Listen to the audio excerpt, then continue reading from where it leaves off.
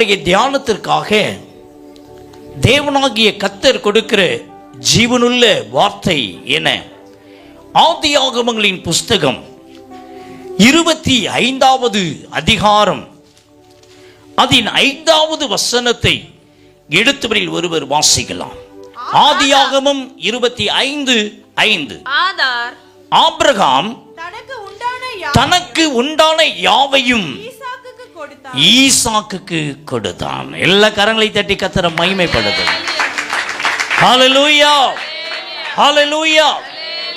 The Bible சொல்லுகிறது, Abraham தனக்கு உண்டான யாவையும், தனக்கு உண்டான எல்லாவற்றையும் தன்னுடைய குமாரனாகிய ஈசாக்குக்கு கொடுத்தான். அல்லேலூயா, அல்லேலூயா.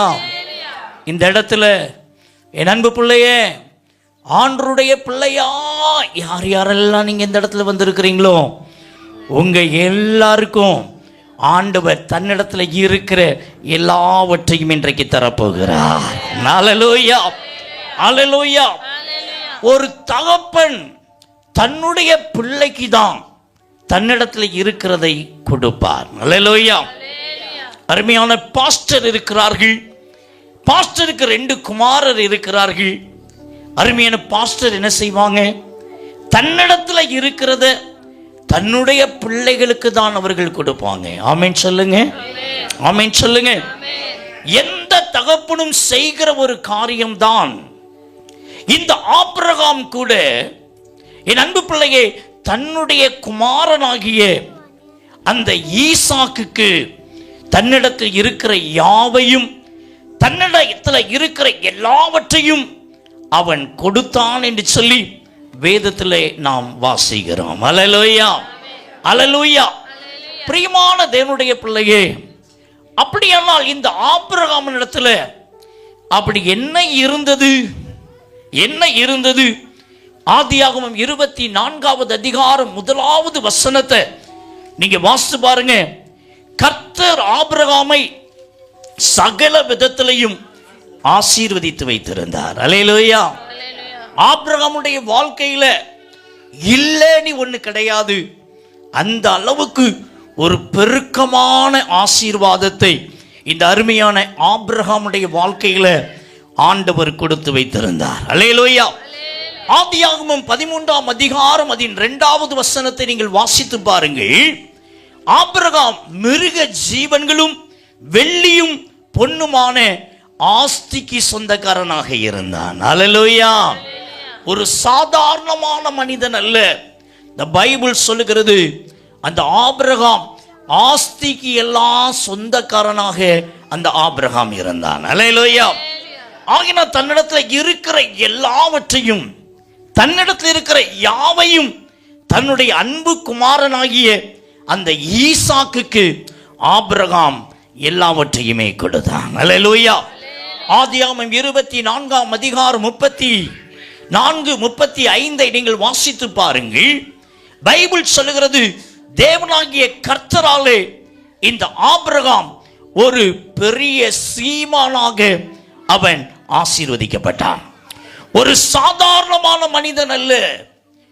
பைபிள் சொல்லுகிறது, ஒரு சீமான். சீமான் என்று சொன்னா பெரிய ராஜாவாக அந்த ஆபிரகாம் காணப்பட்டான். ஆமென் சொல்லுங்க, ஆமென் சொல்லுங்க.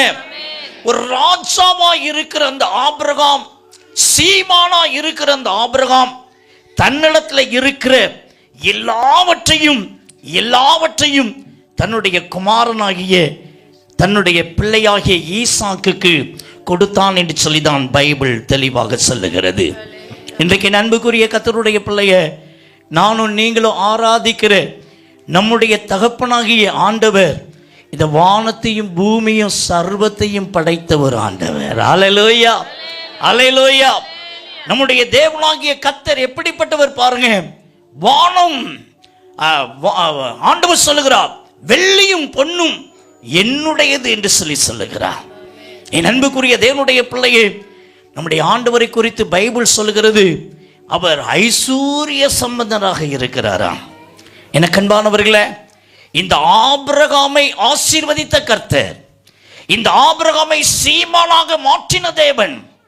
ஒரு காரியத்தை தெரிஞ்சுக்கோங்க, நமக்கெல்லாம் தகப்பனா இருக்கிறாரு. இன்றைக்கு ஆபிரகாம் தன்னிடத்துல இருக்கிற எல்லாத்தையும் யாவற்றையும் தன்னுடைய குமாரனாகிய ஈசாக்குக்கு கொடுப்பது உண்மையானால், இன்றைக்கு நம்முடைய தேவனாகிய கர்த்தர் சொல்லுகிறார், நீங்க என் பிள்ளையா இருந்தா, என் பிள்ளையா வாழ்ந்தா, என்னிடத்துல இருக்கிற எல்லாத்தையும் நான் உங்களுக்கு தருவேன், உங்களுக்கு தருவேன். ஆவிக்குரிய நன்மையை தருவேன், சரீர பிரகாரமான நன்மையை தருவேன். ஆண்டவர் சொல்லுகிறார், இந்த உலக பிரகாரமான நன்மையை நான் உங்களுக்கு தருவேன். அல்லேலூயா, அல்லேலூயா.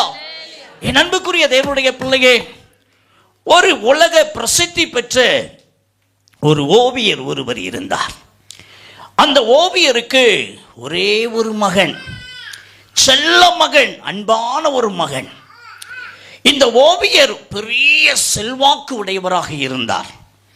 உலக பிரசித்தி பெற்ற ஓவியராக இருந்ததுனால எண்ணற்ற பரிசு பொருட்களை வீட்டில் வாங்கி வைத்திருந்தார். அவருடைய வீடு ஒரு பெரிய மாளிகை போல அது இருந்தது. அவருடைய வீட்டில் விலை உயர்ந்த பொருட்கள் எல்லாமே இருந்தது. அவருக்கு அநேக சொத்துக்கள், பணங்கள் திரளாக இருந்தது. எல்லாவற்றுக்கும் ஒரே ஒரு சொந்தக்காரன் என்றால் அவருடைய மகன்தான் அவருக்கு எல்லாமே. என் அன்பு தேவனுடைய பிள்ளையை, இந்த சூழ்நிலையில் பாருங்க, இந்த உலக பிரசித்தி பெற்ற அந்த ஓவியருடைய ஒரே ஒரு மகன் திடீரென்று சொல்லி சுகவீனமாக பலவீனப்பட்டு போய்விட்டார். நாட்கள் கடந்தது. எலும்பும் தோலுமாக வியாதி பலவீனப்பட்டு மரிக்கும் தருவாயிலே கடந்து போனார். அப்போதுதான் இந்த உலக பிரசித்தி பெற்ற ஓவியர் யோசித்தார், ஐயோ, என் பிள்ளை மரித்து போனாலும் போய்விடுவான் போல் இருக்கிறது. ஆகையினால் என்னுடைய பிள்ளையை நான் ஓவியமாகவே வரைகிறேன் என்று சொல்லி அந்த எலும்பும் தோலுமாய் இருக்கிற தன்னுடைய ஒரே பேரான அன்பான செல்ல மகனை மிக அன்போடு கூட அந்த ஓவியர் வரைந்தார். அந்த பரிதாபம், வரைந்து முடிக்கிறார். அந்த மகன் மரித்து போகிறார். கொண்டு போய் அவரை நல்லடக்கம் செய்கிறார்கள். நாட்கள் உருண்டு ஓடுகிறது. என் அன்பு தேவப்பிள்ளையே, இந்த அருமையான ஓவியரும் ஒரு குறிப்பிட்ட நாளில் மரித்து போய்விடுகிறார். ஆகையினால் அவரையும் கொண்டு போய் நல்லடக்கம் செய்கிறார்கள். இந்த ஓவியருக்கு பிற்பாடு யாருமே உரிமை பாராட்ட முன்வரவில்லை. ஆகையினால் அவருடைய வீடு, உடைமைகள் எல்லாவற்றையும் அரசு தன்னுடைய உடைமையாக்கி கொண்டது. ஆகையினால் அவருடைய வீட்டை சீல் வைத்து அடைத்தது. ஒரு குறிப்பிட்ட நாளில் ஒரு அறிவிப்பு ஒன்றை அறிவித்தது. இந்த உலக பிரசித்தி பெற்ற ஓவியருடைய வீட்டில் எண்ணற்ற விலை உயர்ந்த பொருட்கள் எல்லாமே இருக்கிறது. ஆகையினால் அவருடைய பங்களாவை ஏலமிட போகிறோம், நிலபலன்களை ஏலமிட போகிறோம், வீட்டில் இருக்கிற உயர்ந்த வகையான பொருட்களை எல்லாம் ஏலமிட போகிறோம். இந்த குறிப்பிட்ட நாளில் அந்த வீட்டை நாங்கள் ஓபன் பண்ண போகிறோம். பொது மக்களுக்கு அறிவிப்பை கொடுத்தார்கள். உங்களுக்கு என்னென்ன வேண்டுமோ ஏலம் விடும்போது நீங்கள் கேட்டு பெற்றுக்கொள்ளலாம் என்று சொல்லி ஒரு அறிவிப்பை கொடுத்தார்கள். குறிப்பிட்ட நாள் வந்தது. அந்த ஓவியருடைய வீட்டுக்கு உயர் அதிகாரிகள் போனார்கள். அந்த சீலை உடைத்தார்கள். வீட்டுக்குள் பிரவேசித்தார்கள். வீட்டுக்குள் பிரவேசிக்கிற போதுதான் அவருடைய கண்களில் ஒரு உயில் ஒன்று தென்பட்டது. உயர் அதிகாரிகள் வேகமாய் போய் அந்த உயிலை கையில் எடுத்தார்கள். இந்த அருமையான உலக பிரசித்தி பெற்ற ஓவியர் தன்னுடைய காரியங்களை எல்லாம் இந்த உயிலை எழுதி வைத்திருந்தார். ஆகினால் முதல் பக்கத்தை திருப்பினார்கள். அப்போது அதில் எழுதியிருந்தார், என்னுடைய பங்களாவை, உயர்ந்த பொருட்களை எல்லாம் நீங்கள் இப்பொழுது ஏலமிட போகிறீர்கள். நீங்கள் ஏலம் விடுவதற்கு முன்பதாக ஒரே ஒரு காரியத்தை செய்யுங்கள். இந்த குறிப்பிட்ட அறையில் என்னுடைய அன்பு மகனுடைய உருவ படம் இருக்கிறது. மரிக்கும் தருவாயில் இருந்த என் மகனை நான் ஓவியமாய் வரைந்த அந்த படம் இருக்கிறது. அதை எடுத்துக்கொண்டு அதை முதலாவது நீங்கள் ஏலமிடுங்கள். அதற்கு பின்பு அடுத்த காரியத்தை செய்யுங்கள். என்று அந்த உயிலில் எழுதப்பட்டிருந்தது. உயிலை மூடி வைத்தார்கள். குறிப்பிட்ட அறைக்கு நேராய் ஓடினார்கள். அந்த அறையின் கதவை திறந்தார்கள். உள்ளுக்குள்ளே போய் பார்த்தார்கள். அந்தோ பரிதாபம், அந்த உலக பிரசித்தி பெற்ற ஓவியருடைய ஒரே மகன், அவருடைய உருவ படம் இருந்தது. ஓவியமாக இவர் தீட்டி வைத்திருந்த படம் இருந்தது. அதை எடுத்துக்கொண்டு வந்தார்கள். அதை வந்து முதலில் ஏலம் இடுவதற்காக அதை ஏலம் விட்டார்கள். எல்லாரும் உரத்த சத்தமாய் கத்தினார்கள், இந்த படத்தை தூக்கி எறியுங்கள், இந்த அவலட்சணமாக இருக்கிற படம் எங்களுக்கு என்னத்திற்கு? வீட்டில் இருக்கிற விலை உயர்ந்த சேர், வீட்டில் இருக்கிற விலை உயர்ந்த பொருட்கள், அவைகளை ஏலமிடுங்கள், அதை நாங்கள் எவ்வளவு பணம் வேண்டுமானாலும் கொடுத்து பெற்றுக்கொள்கிறோம் என்று சத்தம் போட்டார்கள். எனினும் அதிகாரிகள் சொன்னார்கள், இல்லை இல்லை, அந்த மனிதனுடைய ஆத்மா சாந்தி அடையத்தக்கதாக முதலில் இந்த ஓவியத்தை நாங்கள் ஏலமிடுவோம், அதற்கு பின்புதான் அடுத்த காரியம் என்று சொல்லி அதை ஏலம் விட்டார்கள். ஒருவர் கூட வாங்க வரவில்லை. ஒருவர் கூட அதை விருப்பமாய் பெற்றுக்கொள்வதற்கு விரும்பவே இல்லை. அந்த நேரத்தில் தான் அந்த உலக பிரசித்தி பெற்ற ஓவியருடைய வீட்டில் வேலைக்காரனாக, தோட்டக்காரனாக பணியாற்றின ஒரு நபர் வந்தார். ஐயா, என் எஜமான் தன்னுடைய மகனை எவ்வளவாய் செல்லமாய் அன்பாய் வைத்திருந்தார், அதை நான் கண்டிருக்கிறேன். ஐந்தோ பரிதாபம், அவருடைய மகனுடைய உருவ படத்தை இன்றைக்கு எடுப்பதற்கு கூட மக்கள் நிராகரிக்கிறார்கள். இந்த படத்தை வாங்கக்கூடிய அளவுக்கு என்னிடத்தில் கையில் பணம் இல்லை ஐயா, என்னிடத்தில் கொஞ்சம் பணம் தான் இருக்கிறது, இதை வைத்து நான் ஏலம் எடுக்கலாமா என்று சொல்லி கேட்டார்கள். ஆகையினால் அதிகாரிகள் சொன்னார்கள், யாருமே ஏலம் எடுக்கல, உன்னிடத்தில் இருக்கிற பணத்தை கொண்டு நீ ஏலம் எடு என்று சொன்னார்கள். என் அன்பு பிள்ளையை, கையில் இருந்த கொஞ்சம் பணத்தை வைத்து அந்த தோட்டக்காரன், வீட்டு வேலைக்காரன், அந்த அருமையான மகனுடைய, உலக பிரசித்தி பெற்ற ஓவியருடைய மகனுடைய அந்த உருவ படத்தை ஏற்றுக்கொண்டார், ஏலமாக எடுத்துக்கொண்டார், கையிலே வாங்கினார், நெஞ்சில் அணைத்துக் கொண்டார். என் எஜமான் எவ்வளவு அன்பாக தன்னுடைய பிள்ளையை நேசித்தார், அன்பு கூர்ந்தார் என்று சொல்லி அப்படியே மார்பிலை அணைத்துக் கொண்டு வீட்டுக்கு போனார். வேக வேகமாய் வீட்டுக்கு போனார். ஒரு சுத்தியிலையும் ஆணியும் கையில் எடுத்து அதை கொண்டு போய் தன்னுடைய வீட்டின் அறையில் அதை மாட்டுவதற்காக அவர் பிரயாசப்பட ஆரம்பித்தார். ஆக வாங்கி போன உடனே அந்த உயிலை எடுத்தார்கள்.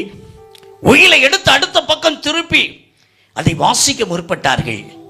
அதில் அந்த உலக பிரசித்தி பெற்ற ஓவியர் எழுதி வைத்திருந்தார், இப்பொழுது யார் என்னுடைய அன்பு மகனை இந்த உருவ படத்தை ஏற்றுக்கொண்டு அன்பு கூர்ந்து அதை ஏலம் எடுத்தார்களோ அவர்களுக்கே இந்த பங்களாவை இலவசமாய் கொடுக்கிறேன், இந்த பங்களாவில் இருக்கிற ஒவ்வொரு பொருளையும் இலவசமாய் கொடுக்கிறேன், என்னுடைய நில புலன்களை இலவசமாய் கொடுக்கிறேன், என்னுடைய மகனோடு கூட எல்லாவற்றையும் நான் கொடுக்கிறேன் என்று சொல்லி அதிலே எழுதி வைத்தார்.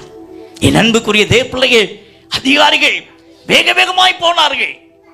அந்த வேலைக்காரனுடைய வீட்டுக்கு அவன் சுத்திலும் கையுமாய் அந்த படத்தை கொண்டு போய் ஒரு சுவரிலே அடித்து அதை மாட்டிக்கொண்டிருந்தான். வேகமாய் அவனை இறக்கி கூட்டிக் கொண்டு வந்தார்கள். அவனுக்கு எல்லாவற்றையும் இலவசமாய் கொடுத்தார்கள். கரங்களை தட்டி கர்த்தரை மகிமைப்படுத்துவோமா? என் அன்புக்குரிய தேவனுடைய பிள்ளையே, ரோமர் 8:32 சொல்லுகிறது, வாசிக்க கேட்போமா? ரோமரின் புஸ்தகம் 8ஆம் அதிகாரம் 32வது வசனத்தை வாசிக்க கேட்கலாமா? தம்முடைய சொந்த குமாரன் என்று கூட பாராமல் நம் எல்லாருக்காகவும் அவரை ஒப்பு கொடுத்தவர், அவரோடு கூட மற்ற எல்லாவற்றையும் நமக்கு அருளாதிருக்கிறது எப்படி? அல்லேலூயா. பிதாவாகிய தேவனுக்கு ஒரே ஒரு சொத்து, இயேசு கிறிஸ்து. அந்த இயேசு கிறிஸ்துவையே நமக்கு தந்துட்டாரு.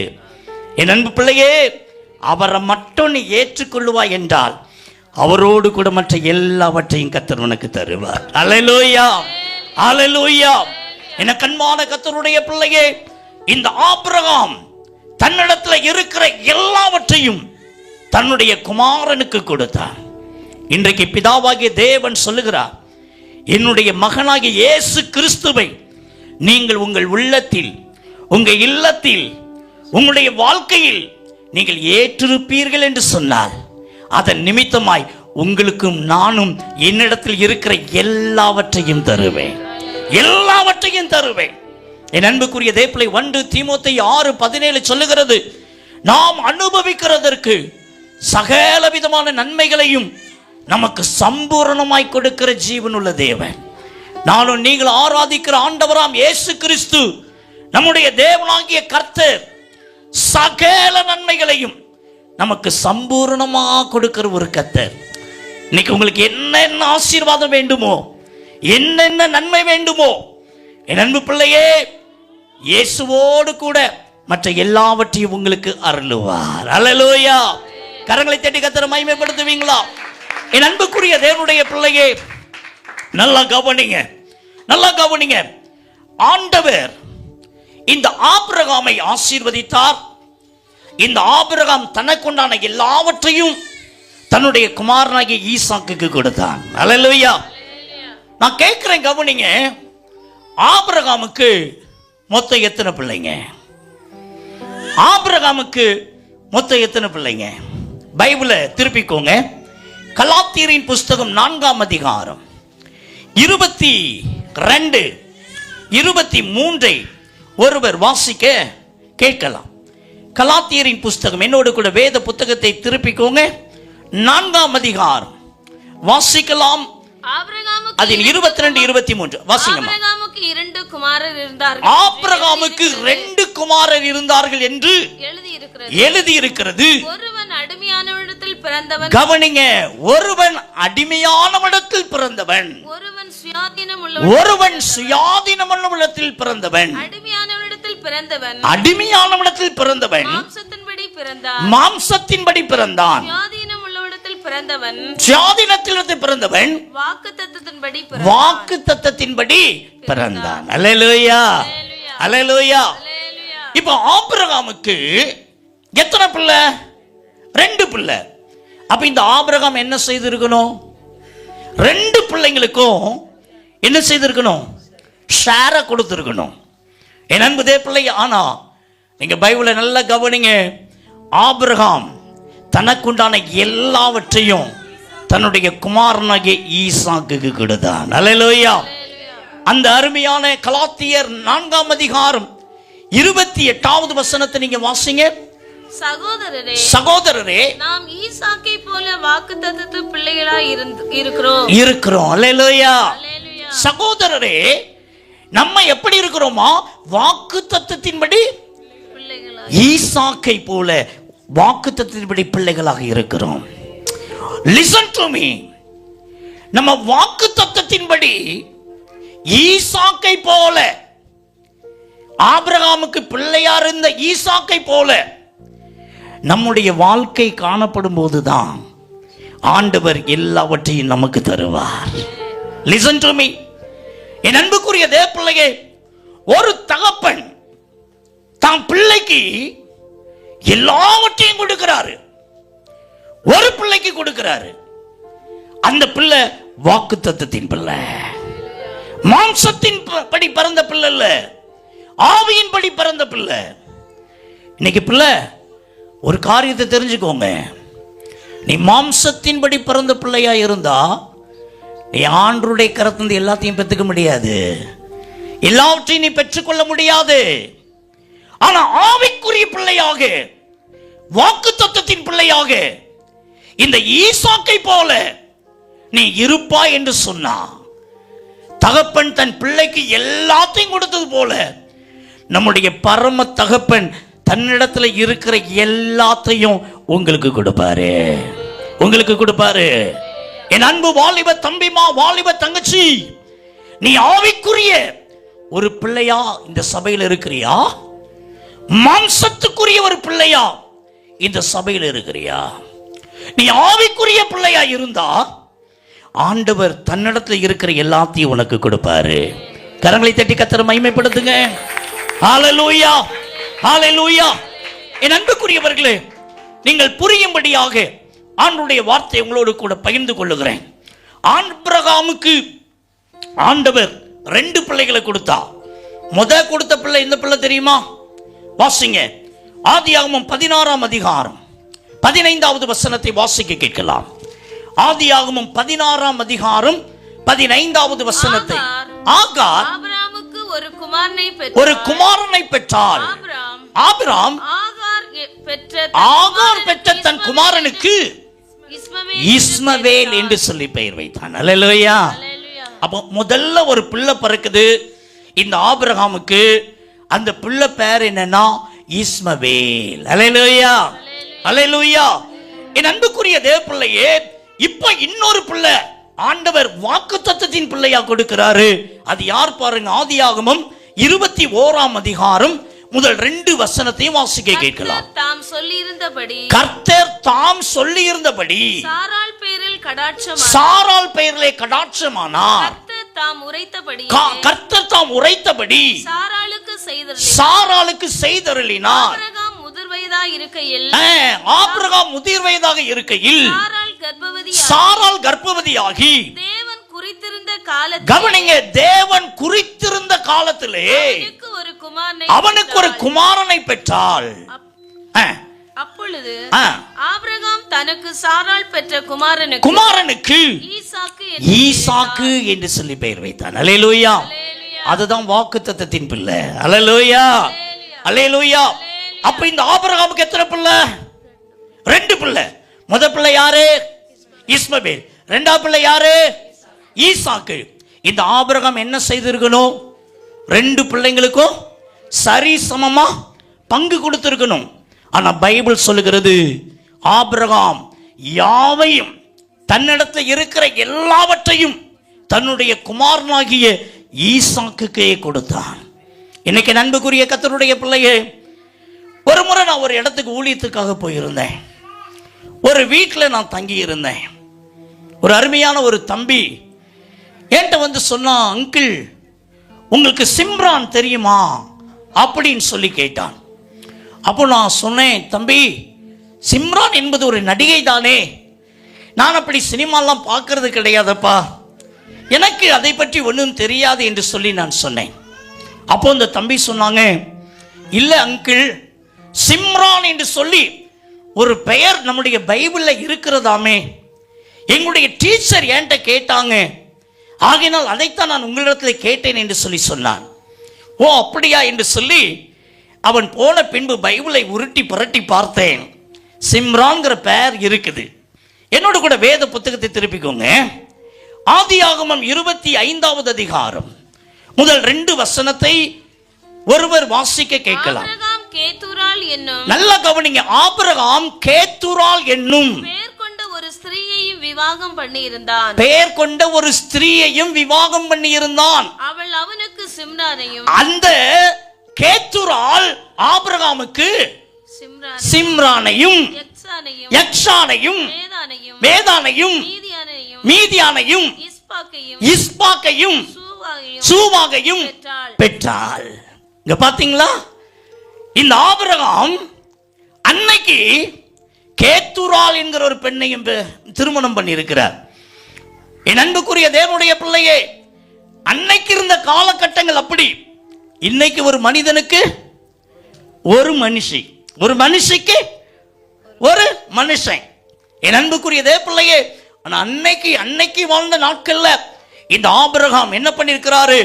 ஆகார் ஒரு பெண்ணை திருமணம் பண்ணியிருக்கிறாரு. அந்த ஆகாருக்கு ஒரு பிள்ளை இஸ்மவேல். பாருங்க, சாராள் ஒரு பெண்ணை திருமணம் பண்ணியிருக்கிறாரு. அந்த பெண்ணுக்கு ஒரு பிள்ளை பிறக்குது, ஈசாக்கு. இப்போ கேத்துராள் ஒரு பிள்ளைய அவர் திருமணம் பண்றாரு. அந்த கேத்துராளுக்கு இந்த என் அன்பு பிள்ளையை சிம்ரானோட சேர்ந்து 6 பிள்ளைங்க பிறக்கிறாங்க. 6 பிள்ளைங்க பிறக்கிறாங்க. அப்போ இந்த ஆபிரகாம் தனக்கு பிறந்த பிள்ளைங்க மொத்தம் 8 பிள்ளைங்க. அந்த 8 பிள்ளைங்களுக்கும் என்னங்க செய்திருக்கணும்? என்னங்க செய்திருக்கணும்? ஒரு நல்ல தகப்பனா இருந்தா என்னங்க செய்திருக்கணும்? இன்னைக்கு பார்த்தீங்கன்னா பெண்களுக்கு கூட பங்கு இருக்குன்னு சொல்றாங்க. என் அன்பு பிள்ளையே, பையங்க எப்படியோ அதே போலதான் பெண் பிள்ளைங்களும். ஒருவேளை என் அன்புக்குரிய பிள்ளைகளே, நம்முடைய பிள்ளைங்களுக்கு கூட நம்ம பாகுபாடு பார்க்காம கொடுக்கிறோம். ஆனா இந்த ஆபிரகாம் பாருங்க, தனக்குண்டான எல்லாவற்றையும் தன்னுடைய குமாரனுக்கு மட்டுமே கொடுத்தான். அப்போ நீங்க கேட்பீங்க, பிரதர் ராபர்ட் ஜெபசிங், இந்த ஆபிரகாம் இந்த இஸ்மவேலுக்கு என்னத்தை கொடுத்தான்? இந்த கேத்தூரால் பெற்ற பிள்ளைங்க இந்த 6 பிள்ளைங்களுக்கு என்னத்தை கொடுத்தான் என்று ஒரு கேள்வியை நீங்க கேட்கலாம். அதையும் நாம் வேதத்தில் பார்த்து விடலாம். சற்று கவனிங்க. வேத புத்தகத்தை திருப்பிக்கோங்க. முதலாவது, அந்த ஆகார் பெற்ற பிள்ளை இஸ்மவேலுக்கு ஆபிரகாம் என்னத்தை கொடுத்தாரு? வாசிங்க. ஆதியாகமம் 21ஆம் அதிகாரம் வாசிக்கலாம். 14வது வசனத்தை வாசிக்க கேட்கலாம். ஆபிரகாம் அதிகாலையில் எழுந்து, நல்ல கவனிங்க, ஆபிரகாம் அதிகாலையில எழுந்து அப்பத்தையும் ஒரு துருத்தி தண்ணீரையும் எடுத்து ஆகாருடைய தோளின் மேலே வைத்து பிள்ளையையும் ஒப்பு கொடுத்து அவளை அனுப்பிவிட்டான். அல்லேலூயா. என் அன்புக்குரிய தேவ பிள்ளையே, நல்லா கவனிங்க. இங்க ஒரு பிள்ளைக்கு இந்த அப்பா என்ன செய்யறாரு? அப்பத்தையும் தண்ணியும் கொடுக்கிறாரு. இந்த பைபிள் சொல்லுகிறது, அதிகாலையில எழுந்து அருமையான தன்னுடைய மனைவியாகிய ஆகார் இடத்துல அந்த பிள்ளைய ஒப்பு கொடுத்து என்ன செய்யறாரு பாருங்க, அப்பத்தையும் தண்ணீரையும் கொடுத்து நீ தூரமான இடத்துக்கு போன்னு சொல்லி அனுப்பி வைத்து விடுகிறார். ஒரு பிள்ளைக்கு கிடைக்கிறது என்னன்னா, அப்பமும் தண்ணீரும் தான் கிடைக்குது. நல்லா கவனிங்க. இந்த உலகத்தில் வாழ்ற நமக்கு சாப்பாடு ரொம்ப முக்கியம். சாப்பாடு ரொம்ப முக்கியம். ஒரு காரியத்தை தெரிஞ்சுக்கோங்க, ஒரு நாளைக்கு 3 வேளை சாப்பிட்றோம். 3 வேளை சாப்பாடும் ஆண்டவர் எப்படியோ அற்புதமா தேவைகளை சந்திக்கிறாரு. இன்னைக்கு பார்த்தீங்கன்னா ரோட்டோரத்தில் பிச்சை எடுக்கிறவங்கள கூட ஆண்டவர் போஷிக்கிறாருங்க. ஆச்சரியமா இருக்கும். சுருண்டு படுத்து கிடப்பாங்க பஸ் ஸ்டாண்ட்ல.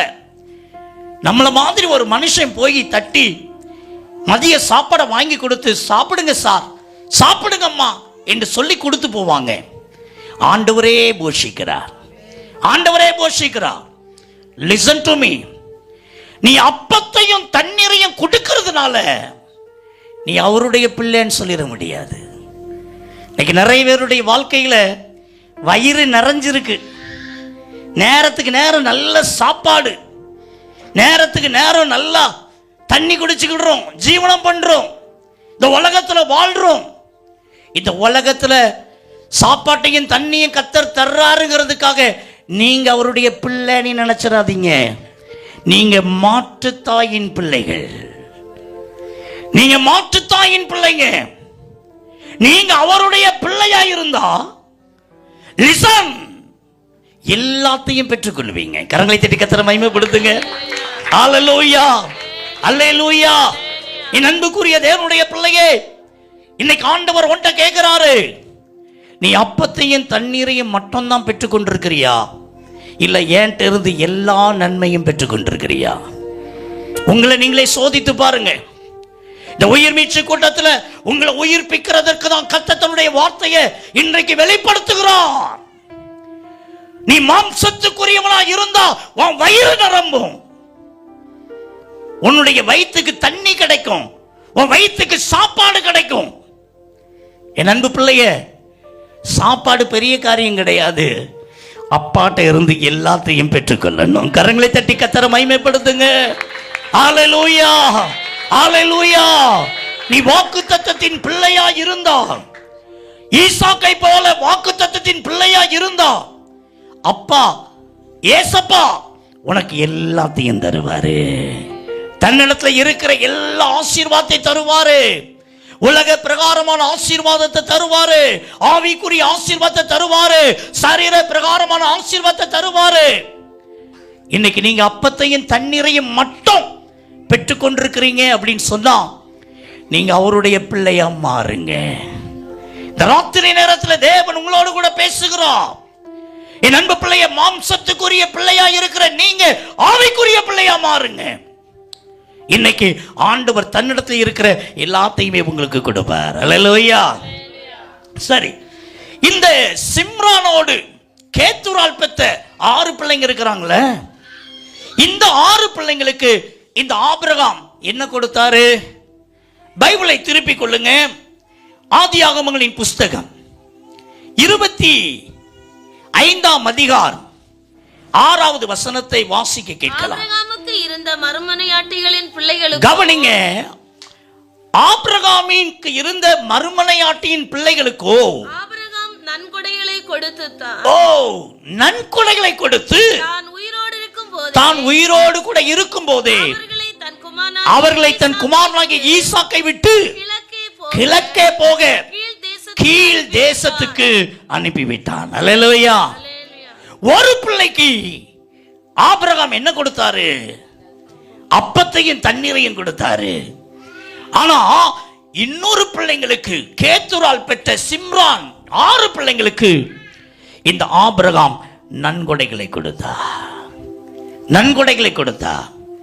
இன்னைக்கு நம்முடைய வாழ்க்கையில ஆண்டவருடைய சமூகத்தில் இருந்து நிறைய நன்கொடைகளை தான் நம்ம பெற்றுக்கொண்டிருக்கிறோம், தெரியுமா? ஆண்டவரே, இந்த சென்னைக்கு நான் வந்திருக்கிறேன், ஒரு சொந்த வீடு இல்லப்பா, இத்தனை வருஷமா எனக்கு ஒரு சொந்த வீடு இல்லை, எனக்கு ஒரு சொந்த வீடை தாங்க நீ கேட்குறீங்கன்னு வச்சுக்கோங்க. கர்த்தர் உங்களுக்கு ஒரு வீட்டை கட்டி கொடுக்கிறார், உங்களுக்கு ஒரு வீட்டை தர்றாரு, உலக பிரகாரம் அவங்களை ஆசீர்வதிக்கிறாரு. என் அன்பு தேவ பிள்ளையே, கவனிங்க, அது நன்கொடை. ஆண்டவரே, என் பிள்ளைக்கு இந்த திருமண காரியம், ஆண்டவரே கையில பணமே இல்லை, என் பண தேவையை சந்திங்க, அல்றீங்க, ஜெபிக்கிறீங்க. என் அன்பு பிள்ளையே, ஆண்டவர் உலக பிரகாரமான பண தேவையை சந்தித்து பிள்ளையினுடைய திருமணத்தை மிக நேர்த்தியாய் நடத்தி வைக்கிறார். நன்கொடை. ஐயோ, என் பிள்ளைக்கு ஒரு குழந்தை இல்லை, எனக்கு ஒரு குழந்தை இல்லை, எனக்கு ஒரு குழந்தை தாரும், போராடி ஜெபிக்கிறீங்க. ஆண்டவரை விட்ட பாடு இல்லை, அவரை கேட்டுட்டே இருக்கிறீங்க. ஆண்டவர் உங்களுக்கு கேட்ட உடனே தந்துடுறார். உங்களுக்கு ஒரு குழந்தை பிறந்துருது, ஒரு நல்ல ஒரு பெண் குழந்தை பிறந்துருது. மீண்டும் கேட்கிறீங்க, எனக்கு ஒரு ஆண் பிள்ளை வேணும், எனக்கு ஒரு ஆண் குழந்தை வேணும். அதை கூட கர்த்தர் தர்றார். அவர் தர்றாருங்கிறதுக்காக நீங்க அவருடைய பிள்ளை இல்ல, மறந்துடாதீங்க. மாற்றுத்தாயின் பிள்ளைக்கு ஆபிரகாம் நன்கொடைகளை கொடுத்தான். இன்னைக்கு நிறைய பேர் மாற்றுத்தாயின் பிள்ளைகளா தான் நம்ம வாழ்ந்துட்டு இருக்கிறோம். ஆண்டவர்கிட்ட கேட்ட உடனே அவர் தர்றாருங்கிறதுக்காக நீ அவங்க பிள்ளை இல்ல, ஆண்டவர் பிள்ளை இல்ல. என் அன்புக்குரிய தேவ பிள்ளையே, லிசன். ஆண்டவருடைய பிள்ளையா நம்ம இருந்தா எல்லா நன்மையும் கர்த்தர் நமக்கு தருவாரு. ஹல்லேலூயா, ஹல்லேலூயா. இன்னைக்கு உலக பிரகாரமான ஏதோ ஒரு ஆவிக்குரிய ஒரு சரீர பிரகாரமான நன்மையை நீ ஆண்டவர்கிட்ட கேட்டு பெற்றுக்கொண்டதுனால நான் அவருடைய பிள்ளை நீ உரிமை பாராட்டிட்டு இருக்கிறீங்களா? ராத்திரி நேரத்தில் மனம் திரும்புங்க. நீ அவருடைய பிள்ளையா, அவருடைய செல்ல பிள்ளையா, வாக்குத்தத்தத்தின் பிள்ளையா நீ முழுவதும் காணப்பட்டா அவரிடத்துல இருக்கிற எல்லாத்தையுமே தருவாரு. அல்லேலூயா, அல்லேலூயா. எல்லாத்தையும். அதனுடைய அர்த்தம் தெரியுமா? அந்த பரலோக வாழ்வை நமக்கு தருவாரு. ஆமென் சொல்லுங்க. இந்த உலகத்தில் நம்ம பெற்றுக்கொள்ற எல்லா ஆசீர்வாதங்களும் என் அன்பு தேவ பிள்ளையே நிரந்தரம் கிடையாது, நிரந்தரம் கிடையாது. என் அன்புக்குரியவர்களே, பிதாவாகிய தேவன் தன்னுடைய ஒரே பேரான குமாரனாகிய இயேசு கிறிஸ்துவை இந்த உலகத்துக்கு அனுப்பின நோக்கமே நானே வழியும் சத்தியமும் ஜீவனுமாயிருக்கிறேன் அந்த பரலோக ராஜ்யத்துக்கு நம்மளை கூட்டிட்டு போறதுக்காகத்தான். அல்லேலூயா, அல்லேலூயா. யாரெல்லாம் அவருடைய பிள்ளையா வாழ்றோமோ அவங்களுக்கு அந்த பரலோக ராஜ்யத்தை கர்த்தர் ஆயத்தப்படுத்தி வைத்திருக்கிறார். அல்லேலூயா, அல்லேலூயா. ஆண்டவருடைய வருகை சீக்கிரமாயிருக்கிறது. இயேசுவின் வருகைக்கான அடையாளங்கள் இன்னைக்கு ஆங்காங்கே நடந்தேறி கொண்டே இருக்கிறது. இயேசு சீக்கிரம் வரப்போகிறார். இயேசு வரும்போது யாரெல்லாம் என் அன்பு பிள்ளையே எடுத்துக்கொள்ளப்படுறாங்களோ அவங்க தான் அவருடைய பிள்ளைகள். கரங்களை தட்டி கர்த்தரை மகிமைப்படுத்துங்க. என் அன்பு பிள்ளையே, நீ கைவிடப்படுவாய் என்று சொன்னால் நீ மாற்றுத்தாயின் பிள்ளை.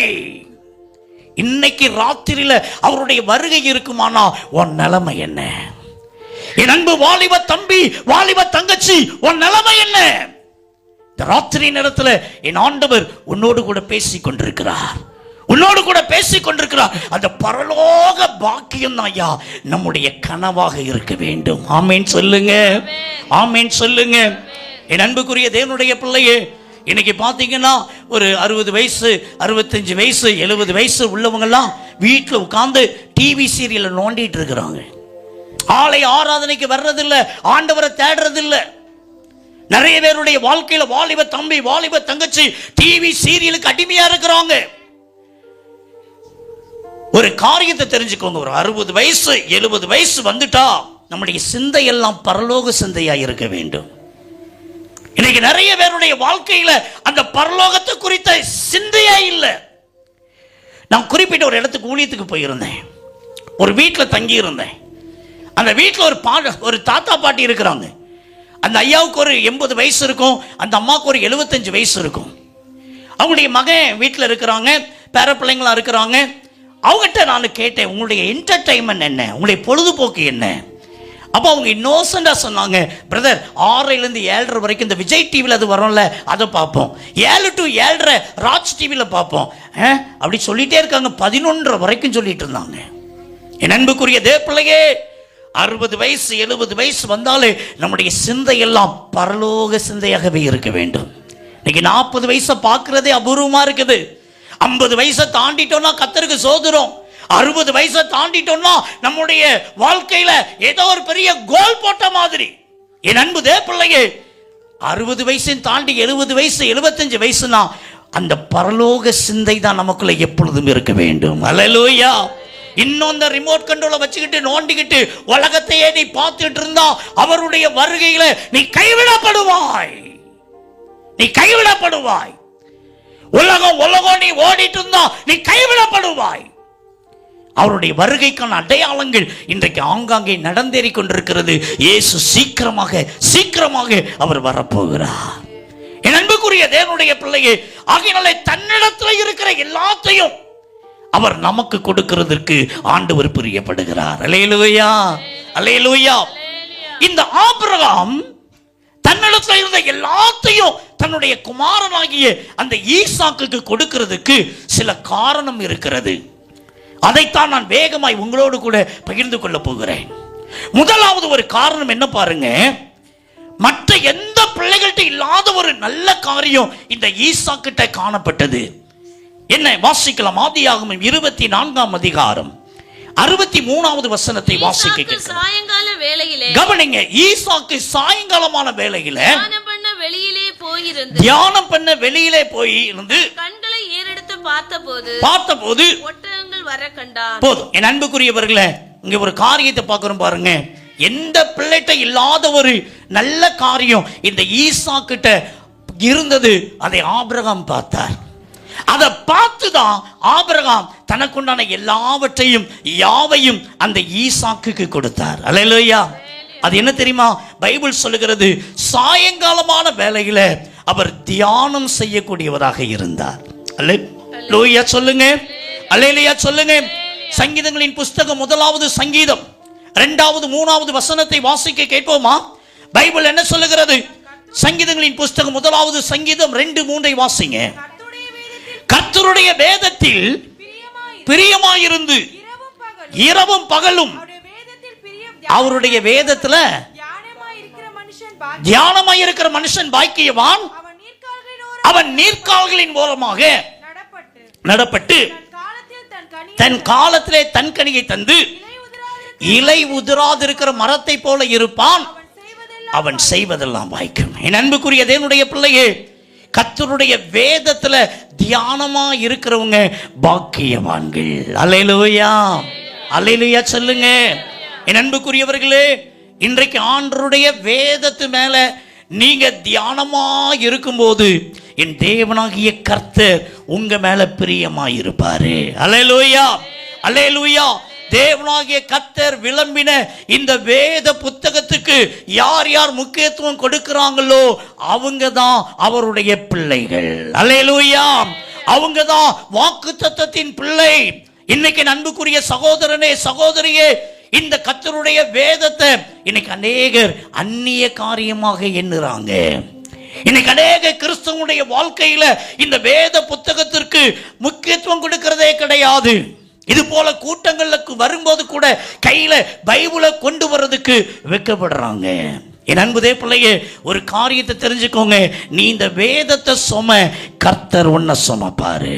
அல்லேலூயா, அல்லேலூயா. ஆபிரகாம் பார்க்கிறாரு, ஈசாக்கு சாயங்காலமான நேரத்துல அவர் தியானம் பண்றதை பார்த்தாரு. இன்னைக்கு அன்புதே பிள்ளையே, நீ கர்த்தருடைய வேதத்துல நீ தியானமா இருக்கும்போது என் ஆண்டவர் அதை பார்த்து, ஏன் பிள்ளைன்னு கர்த்தர் உங்களுக்கு எல்லா நன்மையும் கர்த்தர் தருவாரு. அல்லேலூயா, அல்லேலூயா. ஆண்டவருடைய வேதத்தை நீங்க மறவாதிருங்க.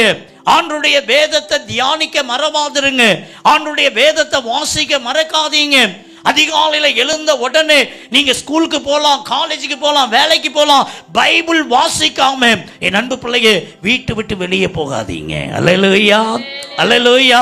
எத்தனை பேர் இந்த வேத புத்தகத்தை சுமக்கிறவங்களா இருக்கிறீங்க? என் அன்பு பிள்ளைங்க, நான் 8th ஸ்டாண்டர்ட் படிக்கும் போது பாருங்க, ஒரு டீச்சர் எனக்கு சொன்னாங்க, இந்த வேத புத்தகத்தை நீ சுமந்தா ஆண்டவர் ஒன்ன சுமப்பார் சொல்லி. நான் 8th ஸ்டாண்டர்ட் படிக்கிறதுல இருந்து நான் அந்த பைபிளை என்னுடைய பேக்குக்குள்ள, புக்கு வச்சிருக்கிற பேக்குக்குள்ள இதை நான் சுமந்திருக்கிறேன். இன்னைக்கு ஆண்டவர், உண்மையா சொல்றேன், கர்த்தர் என்ன ஒரு ஊழியக்காரனா மாத்தி இருக்கிறார். ஆமேன் சொல்லுங்க, ஆமேன் சொல்லுங்க. நீங்க 10th படிக்கிறீங்க, படிச்சு முடிச்ச உடனே அந்த புக்கை ஒன்னு வித்துருவீங்க, அல்லட்டா உங்க வீட்டு பரன் மேல தூக்கி போட்டுருவீங்க. 10th 12th முடிச்ச உடனே அந்த புக்கை வித்துருவீங்க, அல்லட்டா பரனுக்கு மேல தூக்கி போட்டுருவீங்க. நீங்க டாக்டரே படிச்சாலும், இன்ஜினியரே படிச்சாலும், கலெக்டரே படிச்சாலும் அந்த புக்கெல்லாம் தூக்கி தூர போட்டுருவீங்க. ஆனா நம்முடைய வாழ்க்கையின் முடிவு வரைக்கும் நம்மளை கொண்டு போய் பரலோகத்தில் கொண்டு போய் சேர்க்கக்கூடிய ஒரே ஒரு புத்தகம் இந்த வேத புத்தகம். அல்லேலூயா, அல்லேலூயா. இந்த வேத புத்தகத்துக்கு எத்தனை பேர் முக்கியத்துவம் கொடுக்கிறீங்க?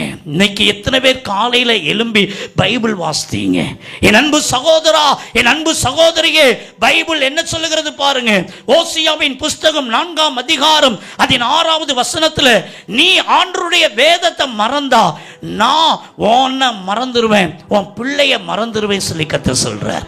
இந்த வேத புத்தகத்தை யார் மறக்கிறாங்களோ அவங்கள ஆண்டவர் மறந்துடுவார். அல்லேலூயா. இன்னைக்கு நிறைய நேரத்தில் பிள்ளைங்களிடத்திலிருந்து நல்ல செய்தி நமக்கு வருவதில்லை. என் அன்பு பிள்ளைங்கிட்ட இருந்து ஒரு கடினமான செய்திகள் வருது. காரணம் என்ன தெரியுமா? நீ வேதத்தை மறந்தா கர்த்தர் உன் பிள்ளைய மறந்துட்டார். That's all. அல்லேலூயா, அல்லேலூயா. எனக்கு ஒரு ஆவிக்குரிய ஒரு டாக்டர் ஒருவரை தெரியும், நல்ல ரட்சிக்கப்பட்டு ஊழியம் செய்யக்கூடியவர். ஒரு நாள் மாலை நேரத்தில் அவருடைய கிளினிக்கு ஜெபிக்கிறதுக்காக என்னை அழைத்திருந்தார். அப்போ நான் ஒரு 7 மணிக்கு போல அங்கே நான் கடந்து போயிருந்தேன். அங்கே உள்ளுக்குள்ளே போன போது அந்த டாக்டர் பக்கத்தில் ஒரு சகோதரி தன்னுடைய கையில் தன்னுடைய பிள்ளையை வைத்திருந்தாங்க. ஒரு 1.5-2 வயது மதிக்கத்தக்க ஒரு குழந்தைய. கணவர் நின்று கொண்டிருக்கிறார், டாக்டர் அதை பரிசோதித்து கொண்டிருக்கிறார். என்ன ஒரு காரியம்னா, அந்த குழந்தைக்கு ஒரு 4-5 நாளா தொடர் காய்ச்சல், பயங்கரமான காய்ச்சல் பொறிக்குது. கழுத்தெல்லாம் குழஞ்சி போய் அந்த குழந்தைய கையில் வச்சிட்டு இருக்கிறாங்க. இந்த டாக்டர்கிட்ட தான் காட்டிட்டு இருக்கிறாங்க. எல்லா ரிசல்ட்டும் வந்திருக்குது. அந்த ரிசல்ட்டை வச்சு அவர் எல்லாத்தையும் பார்த்துட்டு இருக்கிறார். பார்த்தா எல்லாம் நார்மல். எந்த குழந்தைக்கு எந்த ஒரு பிரச்சனையுமே இல்லை, எல்லாமே நார்மல். ஆனா என்னன்னு தெரியல, அந்த பிள்ளைக்கு காய்ச்சல் பொரியுது. என் அன்பு பிள்ளையே, நான் அப்படி உட்கார்ந்து இருக்கிறேன். அந்த தாய் குழந்தைய கையில வச்சிருக்கிறாங்க, கணவர் நிற்கிறாரு. டாக்டர் அவருடைய சீட்ல உட்கார்ந்து அதெல்லாம் பார்த்துட்டு அப்படி யோசிச்சுட்டு இருக்கிறாரு. திடீர்னு சொல்லி கேட்டாரு, நீங்க கிறிஸ்டியனான்னு சொல்லி கேட்டார், கிறிஸ்தவங்களான்னு சொல்லி கேட்டார். இந்த அருமையான பெற்றோர் சொன்னாங்க, ஆமாம்மா நாங்க கிறிஸ்தவங்க தான் அப்படின்னு சொன்னாங்க.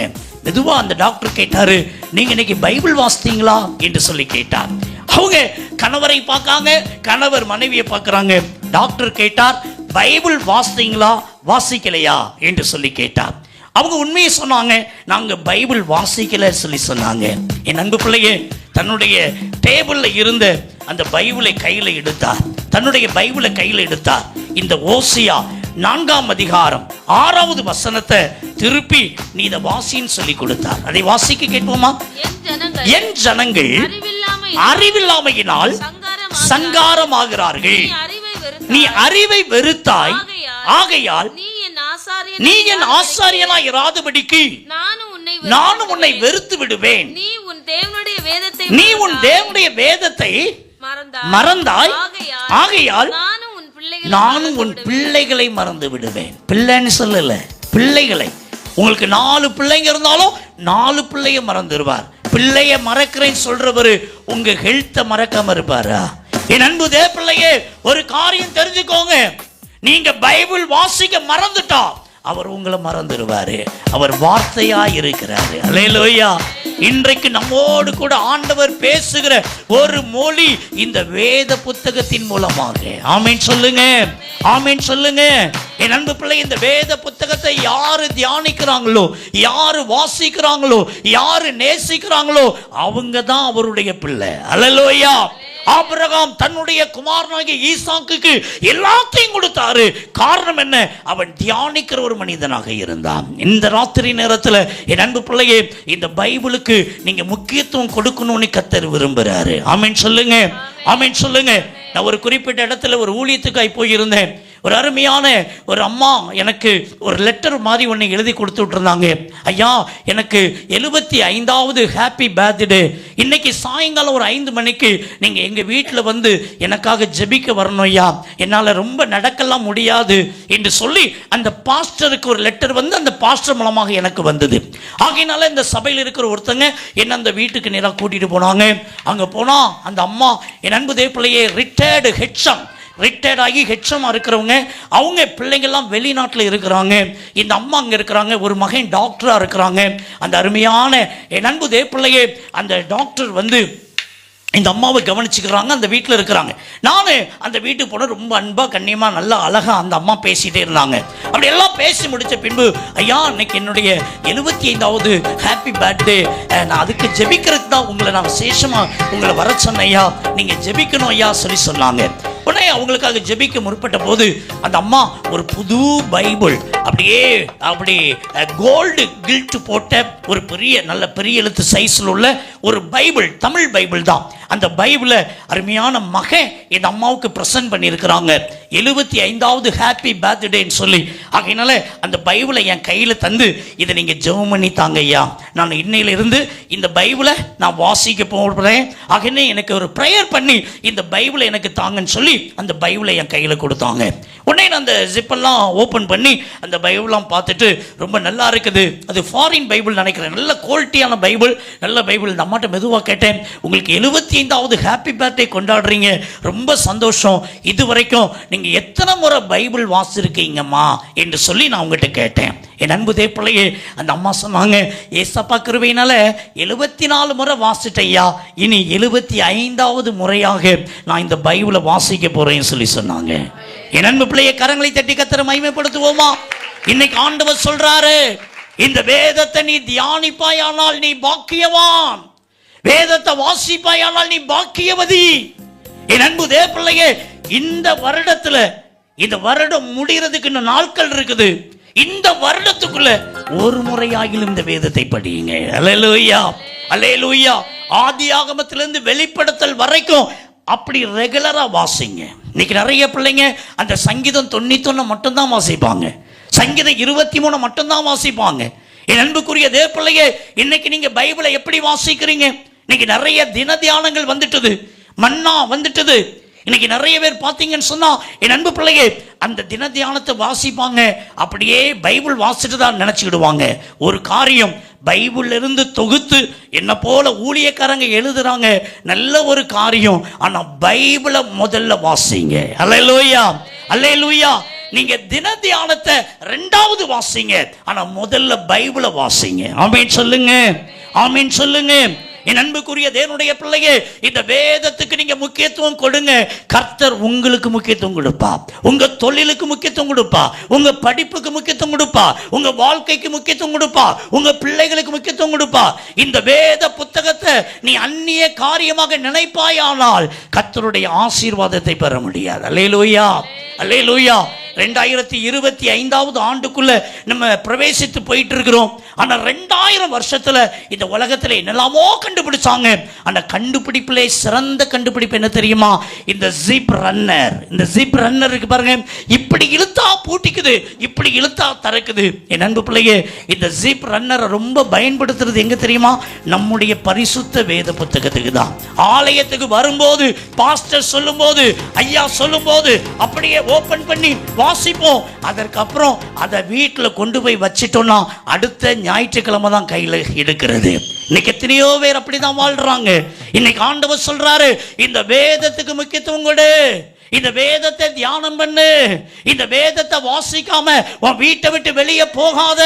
தொழில் செய்றீங்களா, வியாபாரம் செய்றீங்களா, என் அன்புக்குரிய தேவப்பிள்ளைய வேலை பார்க்குறீங்களா, படிக்கிறீங்களா, ஒரு காரியம் தெரிஞ்சுக்கோங்க, இந்த வேத புத்தகத்தை தியானிக்கும் போது என் கர்த்தர் உங்களை ஆசீர்வதிப்பாரு. அல்லேலூயா, அல்லேலூயா. ஆபிரகாம் தனக்குண்டான எல்லாவற்றையும் இந்த ஈசாக்குக்கு கொடுக்கிறதுக்கு ரகசியம் என்ன என்றால், அந்த வேத புத்தகத்தை அவன் தியானிக்கிற ஒரு மனிதனாக இருந்தான். ஆமென் சொல்லுங்க. இன்னைக்கு ஆண்டவர் நம்முடைய வாழ்க்கையிலையும் இந்த வேத புத்தகத்தை தியானிக்கணும்னு கர்த்தர் நம்மிடத்தை எதிர்பார்க்கிறார். ஆமென். இரண்டாவது ஒரு காரியம் பாருங்க, என்னோடு கூட வேத புத்தகம் திருப்பிக்கோங்க. ஆதியாகமம் 24வது அதிகாரம் வாசிக்கலாம். 67வது வசனத்தை வாசிக்க கேட்போம். அப்பொழுது ஈசாக்கு ரெபெக்காளை தன் தாய் சாராளுடைய கூடாரத்துக்கு, கவனிங்க, ரெபெக்காளை தன்னுடைய தாய் சாராளுடைய கூடாரத்துக்கு அழைத்து கொண்டு போய் அவளை தனக்கு மனைவியாக்கி கொண்டு அவளை நேசித்தான். தன் தாய்க்காக கொண்டிருந்த துக்கம் நீங்கி ஆறுதல் அடைந்தான். அல்லேலூயா, அல்லேலூயா. மற்ற பிள்ளைங்கிட்ட இல்லாத ஒரு நல்ல குணம் அந்த ஈசாக்கிட்ட காணப்பட்டுச்சு. என்ன காணப்பட்டுச்சு பாருங்க, பைபிள் சொல்லுகிறது, அந்த ஈசாக்கு ரெபெக்கால மனைவியாக்கி கொண்டு நேசித்தான். அல்லேலூயா, அல்லேலூயா. அதாங்க சாட்சியின் வாழ்க்கை, அதாங்க சாட்சியின் வாழ்க்கை. கிறிஸ்தவ வாழ்க்கை என்பது எப்படியும் வாழ்ந்துட்டு போற வாழ்க்கை அல்ல. கிறிஸ்தவ வாழ்க்கை என்பது இப்படித்தான் வாழணும் அப்படிங்கிற வாழ்க்கை தான். ஆமென் சொல்லுங்க, ஆமென் சொல்லுங்க. எல்லாவற்றையும் அனுபவிக்க எனக்கு அதிகாரம் உண்டு, ஆனா அது எனக்கு தகுதியாயிராது. ஆமென் சொல்லுங்க, ஆமென் சொல்லுங்க.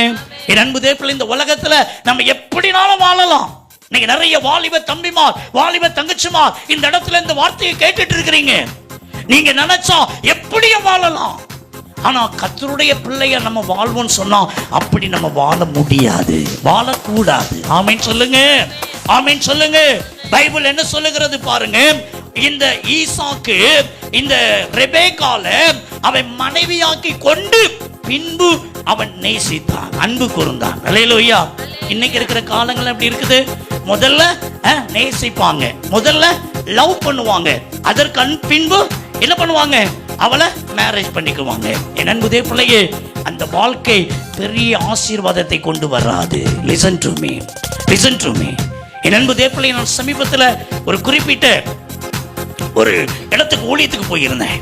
அப்போ நான் தங்கியிருந்த இந்த பாஸ்டர் என் கூட ஒரு காரியத்தை பகிர்ந்து கொண்டாங்க. பிரதர், சமீபத்தில் ஒரு பட்டிமன்றம் பிரதர், அந்த பட்டிமன்றத்தில் எப்படின்னா, ஒரு பிள்ளைங்களுடைய திருமணத்தில் பெற்றோர் பார்த்து வைக்கிற திருமணம் அது வெற்றி உள்ளதா, அல்லது பிள்ளைகளாகவே பார்த்து தன்னுடைய திருமணத்தை அமைத்துக் கொள்வது வெற்றி உள்ளதா அப்படின்னு ஒரு பட்டிமன்றம் ஒன்று டிவியில வந்துச்சு பிரதர். அதற்கு இந்த சாலமன் பாப்பையான்னு சொல்லுவாங்கல்ல, அவர் தான் அதுக்கு தலைவராக இருந்தாரு பாருங்க பிரதர் என்று சொல்லி அதை எனக்கு கொஞ்சம் போட்டு காண்பித்தார். என் அன்பு தேவப்பிள்ளையே, அந்த பாஸ்டர் எதற்காக எனக்கு போட்டு காமிச்சாங்கிறது எனக்கு கடைசியில தான் தெரிஞ்சது.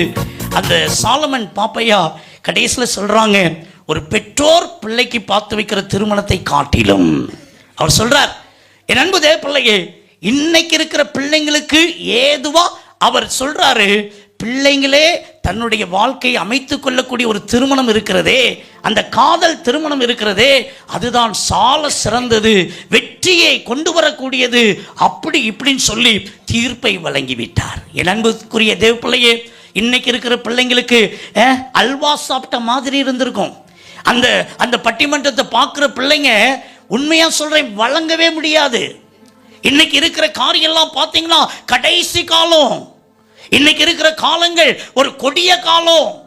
என் அன்புக்குரிய தேவப்பிள்ளையே, நல்லா தெரிஞ்சவங்களாவே இருந்தா கூட இன்னைக்கு ரிசல்ட்ட நீ இப்படி சொல்லு, நீ சொல்ல வைக்கிறாங்கன்னு சொல்றாங்க பாருங்க. அப்ப இன்னைக்கு இருக்கிற இளைய சமுதாயம் என்ன செய்வாங்க? அப்ப நான் லவ் பண்றது, காதல் பண்றது தப்பு இல்லை என் அன்பு தேவப்பிள்ளையே. ஆனா இந்த அருமையான ஈசாக்கு பாருங்க, இந்த ஈசாக்கு இந்த பைபிள் சொல்லுகிறது தன்னுடைய அந்த ரெபேக்காளை, தனக்கு நியமிக்கப்பட்ட பெண்ணாகிய அந்த ரெபேக்காளை தனக்கு மனைவியாக்கி கொண்டு அதற்கு பின்பு நேசித்தான். அல்லேலூயா, அல்லேலூயா. இன்னைக்கு நிறைய குடும்பத்துல முதல்ல ரொம்ப நேசிப்பாங்க, அப்புறம் கல்யாணம் கட்டுவாங்க. கல்யாணம் கட்ட பின்பு நேசிக்க முடியாம போயிருவாங்க. கணவன் மனைவி பிரிந்து வாழ்வாங்க. இன்னைக்கு நண்பு வாலிப தம்பிமா, வாலிப தங்கச்சிமா, நீ எப்படியும் வாழலாம், நீ வாழாத. நீ கர்த்தருடைய பிள்ளை, நீ ஒரு ஆவிக்குரிய சபையில இருக்கிற.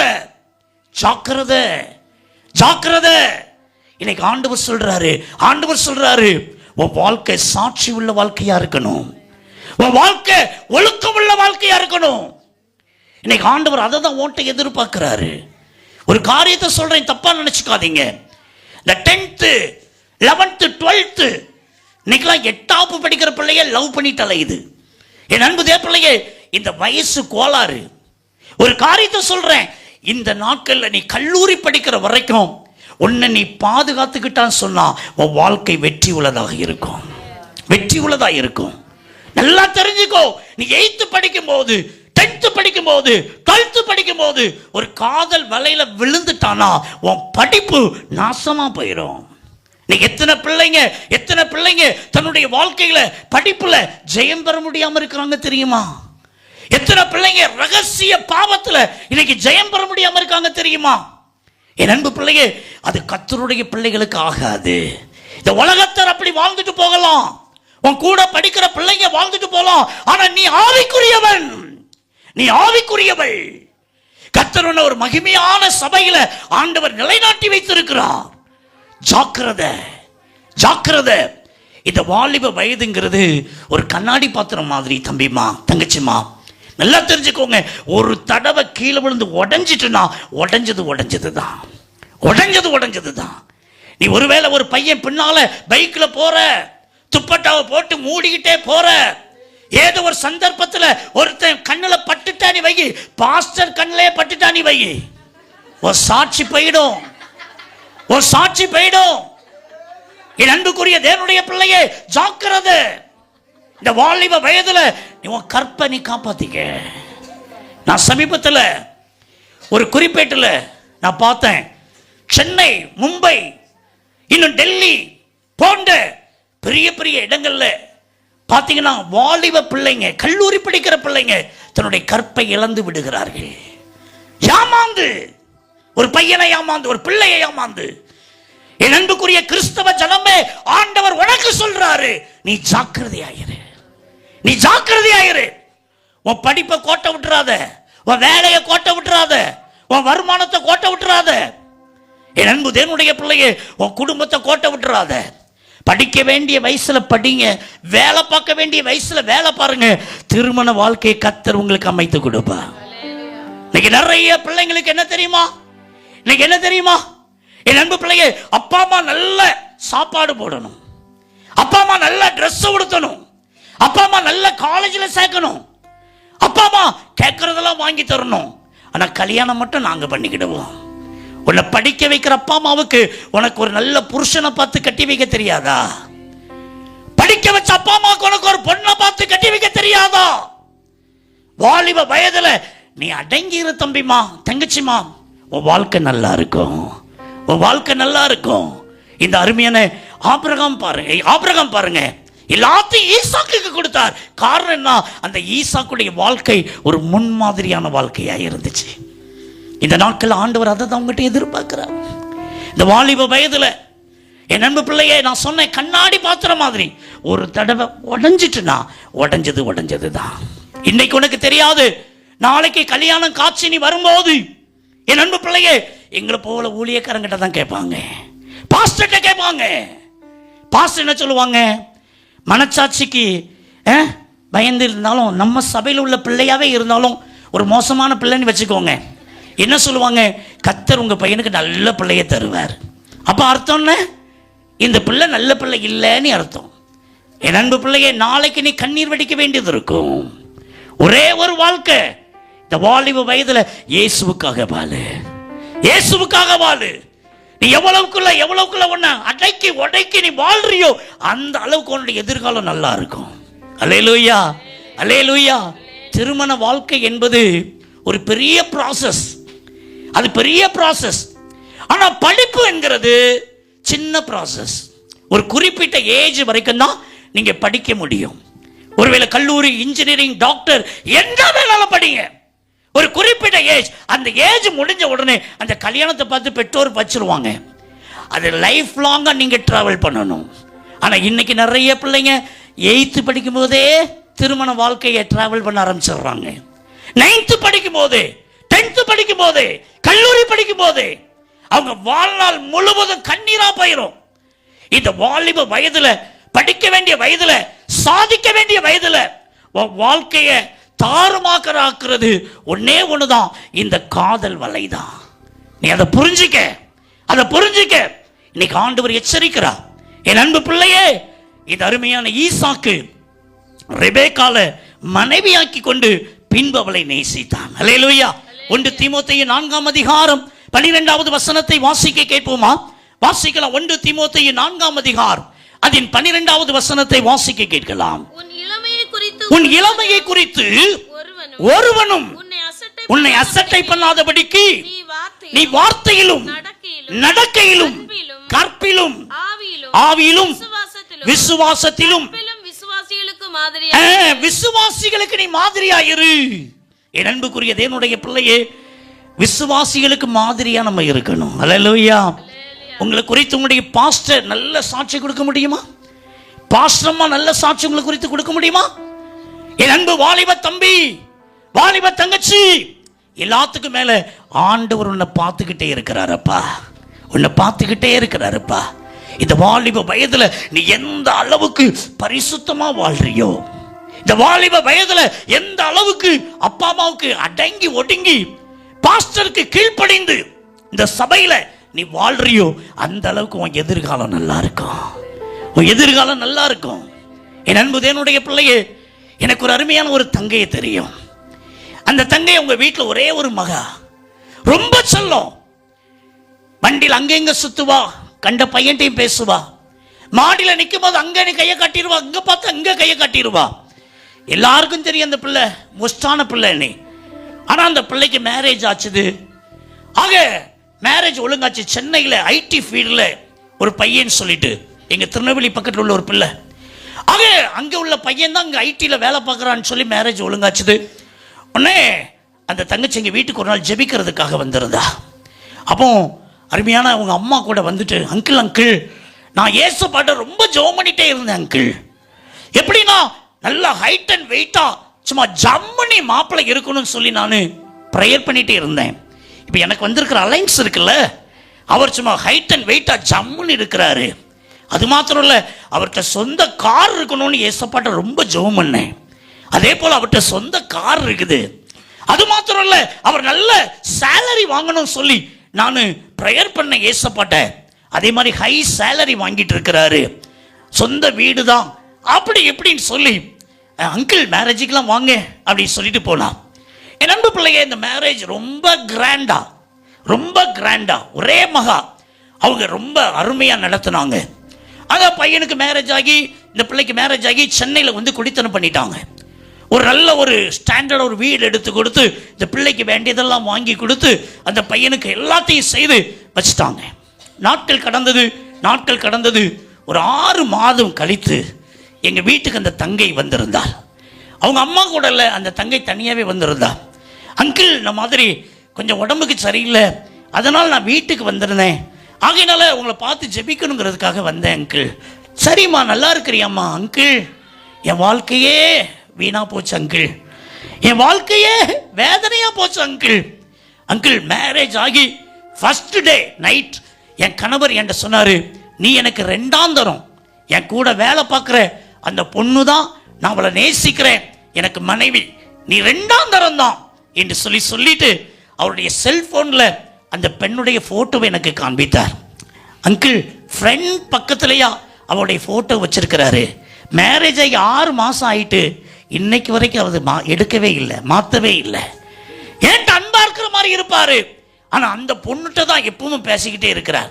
சரி மாறிடுவாரு அப்படின்ட்டு நானும் நாட்களை ஓட்டுனேன். ஒரு நாள் பார்த்தா பயங்கர சிகரெட் ஸ்மெல். நான் கேட்டேன், என்னங்க சிகரெட் வாடையே அடிக்குது? அப்போ அவர் சொன்னா, ஃப்ரெண்டோட சேர்ந்துட்டோன்னா கம்பெனியில் கம்பல் பண்ணுவாங்க, அதனால என்னைக்காவது ஒரு நாள் சிகரெட் குடிப்பேன், அது ஒன்றும் பெரிய காரியம் இல்லை, ரெகுலராக குடிக்க மாட்டேன்னு சொல்லிட்டார். நாட்கள் கடந்தது. 4 ஃப்ரெண்டு சேர்ந்து அவரை காரில் இறக்க முடியாமல் இறக்கி வீட்டுக்குள்ளே கொண்டு வந்தாங்க. பயங்கர தண்ணி. அவங்க அப்பா அம்மாவும் கூட சேர்ந்துக்கிட்டு அவருக்கு சப்போர்ட்டிவாக வீட்டுக்குள்ளே கொண்டு வந்து ரூமில் கொண்டு வந்து விட்டுட்டாங்க. அங்கிள், அந்த பெட்ரூமில் ஏசி ஓடுது, உள்ளுக்குள்ளே சிகரெட் குடிக்கிறார் அங்கிள். வீட்டுக்குள்ள சிகரெட் குடிக்கிற எங்க அப்பா அம்மா எவ்வளவு தங்க மாதிரி என்ன வளர்த்தாங்க. எங்க அப்பா ஒரு கடுஞ்சொற்கள் கூட பேச மாட்டாங்க, ஒரு சிகரெட் குடிக்க மாட்டாங்க, எந்த கெட்டப்பழக்கம் கிடைக்காது. ஆனா எல்லா கெட்டப்பழக்கம் இந்த மனுஷன் இருக்குது. அங்கிள், நான் இப்போ 4 மாத கர்ப்பிணியா இருக்கிறேன், வீட்டுக்கு வந்திருக்கிறேன், வாமிட் ரொம்ப எடுக்குது, ரொம்ப கஷ்டமா இருக்குன்னு சொல்லி எங்க அப்பா அம்மாட்ட சொல்ல முடியாது. ஏற்கனவே எங்க அப்பா ஒரு ஹார்ட் பேஷண்ட். இப்ப என்னுடைய கஷ்டத்தெல்லாம் நான் சொன்னா எங்க அப்பா கண்டிப்பா இறந்து போயிருவாங்க. அங்கிள், என் நெஞ்சுக்குள்ளே மனசுக்குள்ளே வச்சு வெந்து வெந்து வெந்து செத்துட்டு இருக்கிறேன் அங்கிள், செத்துட்டு இருக்கிறேன் அங்கிள். அங்கிள், தினைக்கும் நரகத்தை பார்க்கிறேன், தினைக்கும் நரகத்தை பார்க்கிறேன். கண்ணீர் வடித்தார். என் அன்பு பிள்ளை, எனக்கு ஒரே ஒரு வசனம் தான் ஞாபகம் வந்தது. என்ன தெரியுமா? மனுஷன் எதை விதைக்கிறானோ அதை அறுப்பான். வாலிப வயதுல நீ பரிசுத்தமாயிரு, வாலிப வயதுல கர்த்தருக்கு பயந்துரு. என் அன்பு பிள்ளையே, உடைய வாழ்க்கையை நீ பத்திரப்படுத்தி வச்சிருப்பான்னா உன் எதிர்காலம் நல்லா இருக்கும். இந்த வாலிப வயதுல என்ஜாய் பண்ணணும், இந்த வாலிப வயதுல இஷ்டப்படியெல்லாம் வாழணும். என் அன்பு பிள்ளையே, நீ அப்படி வாழுவான்னு சொன்னா நல்லா தெரிஞ்சுக்க, இன்னைக்கு நல்லா வாழ்ந்துடலாம், நீ நாளைக்கு நல்லா வாழவே முடியாது, வாழவே முடியாது. எழுதி வச்சுக்க. இந்த ராத்திரி நேரத்தில் என் அன்பு பிள்ளை, உன் வாழ்க்கையில் அப்படிப்பட்ட தவறான வாழ்க்கை இருக்குன்னா மனம் திரும்பு, மனம் திரும்பு. இன்னைக்கு ஆண்டவர் அதை தான் சொல்றார். இது அருமையான ஈசாக்குக்கு ஆபிரகாம் எல்லாத்தையும் கொடுக்க காரணம் அவனுடைய வாழ்க்கை ஒழுங்கு கரகமா இருந்தது, நேர்மையாக இருந்தது, பரிசுத்தமாக இருந்தது. என் அன்பு தேவனுடைய பிள்ளையே, இன்னும் ஒரே ஒரு காரியத்தை சொல்லி நான் முடித்து விடுகிறேன். ஆதியாகமங்களின் புஸ்தகம், என்னோடு வேத புத்தகத்தை திருப்பிக்கோங்க. 26ஆம் அதிகாரம், அதன் 25வது வசனத்தை வாசிக்க கேட்கலாம். ஆதியாகமம் 25, 26, 25.